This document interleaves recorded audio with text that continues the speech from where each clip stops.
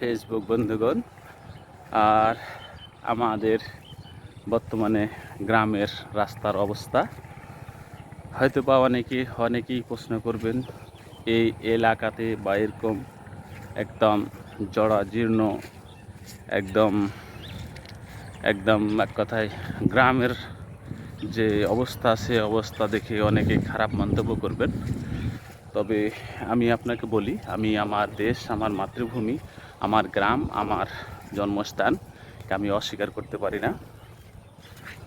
আমি যে অবস্থাতে আছি, যে জায়গাতে আছি, যে জায়গাতে আমার বাসা, যে গ্রামে বসবাস করি, যেখানে আমার জন্মস্থান, যেখানে আমার বাবা মা আছেন, সেখানেকে আমি অস্বীকার করতে পারি না।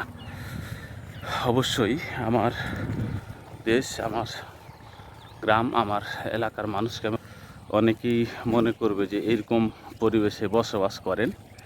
জি ভাই, আমার গ্রামের রাস্তা এখনো হয় নাই, কিন্তু আমি তো আমার গ্রামকে, আমার সমাজকে, আমার দেশকে অস্বীকার করতে পারি না।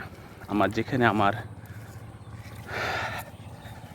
নাড়ি মাটিতে চাপা দেওয়া আছে, এখানে আমার জন্মস্থান, এখানে আমার আত্মীয় স্বজন, এখানে আমার বাবা মা, এখানে আমার ভাই বোন সহ আমার গ্রামের সকল গ্রাম সহ আমার পাড়া মহল্লা এবং আশপাশের গ্রামের সকলের জন্য আমি ভালোবাসার পাত্র হিসাবে এই ভিডিওটি আপনাদের সামনে তুলে ধরেছি। অনেকে অস্বীকার করবেন যে কী দেশে নোংরা গ্রামে বসবাস করেন, তবে এই নোংরা জায়গাটাই কিন্তু আমার জন্মস্থান, আমার গ্রাম, আমার পাড়া, আমার সব কিছু। এটাকে আমি অস্বীকার করতে পারি না। আমি এটাকে তুলে ধরলাম যে আমাদের গ্রামের রাস্তাটা কতটা বর্তমানে বৈরী আবহাওয়ার কারণে, আকাশের বৃষ্টি আবহাওয়ার কারণে, আষাঢ় মাসের যে বৃষ্টি হয়, সেই বৃষ্টি বাদলে যে আমাদের গ্রামের রাস্তা না থাকলে বা রাস্তার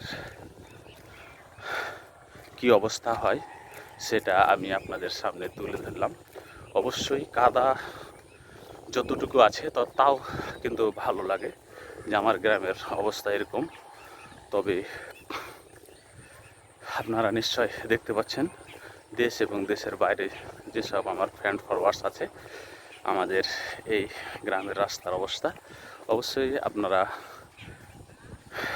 কেউ খারাপ মন্তব্য করবেন না। এখনও বাংলাদেশের বিভিন্ন অঞ্চলে এর চাইতে কিন্তু খারাপ জায়গা আছে। তারপরেও আলহামদুলিল্লাহ আমাদের যতটুকু আছে ততটুকু আলহামদুলিল্লাহ।